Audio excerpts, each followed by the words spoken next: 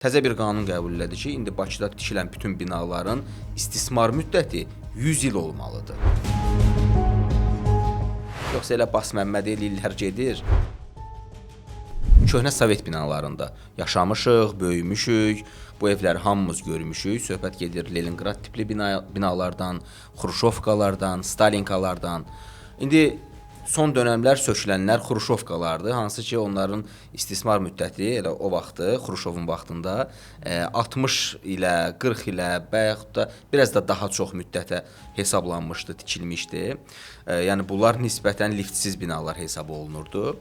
Amma bunların arasında beton monolitlə tikilən Leningrad tipli binalar var idi. Onlar 60 il daha üstün hesab olunurdu.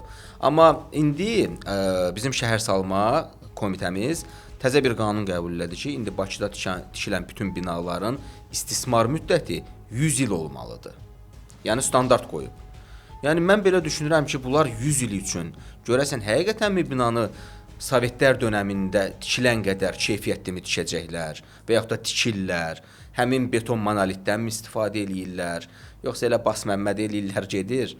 Adamı inanmağı da gəlmir. Tək indi standart qoyulsun, buna da bir nəzarət olunsun yüksək səviyyədə aidiyyatı qurumlar tərəfindən. Bu növbəti illərdə olacaq, yoxsa hazırda tikilən yeni İndi bu yeni tikililərə artıq şamil olunub.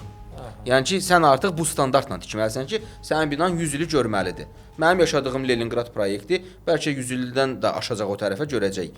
Çünki onun elə bir möhkəmliyi var ki. Amma indi tikilən binalara adam hardasa buna etibar eləyə bilmir.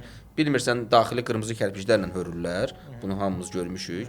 Həmin kərpic hardan alınıb, qiyməti nə qədər bahadır, ucuzdur. Armaturlardır, betonun keyfiyyətidir, markasıdır. Ay sağ ol. 450-dirmi marka, armaturlar belə deyək də Bakının Baku stilinindir, yoxsa Sumqayıtındır. 1000 dənə indi burada fərqli eləyə bilərlər, maxinasiyalar da belə deyək. Görün həqiqətənmi özün doğruldacaq və bu yaşayarıq görərik sualıdır. Təki doğrultsun deyək də. Amin.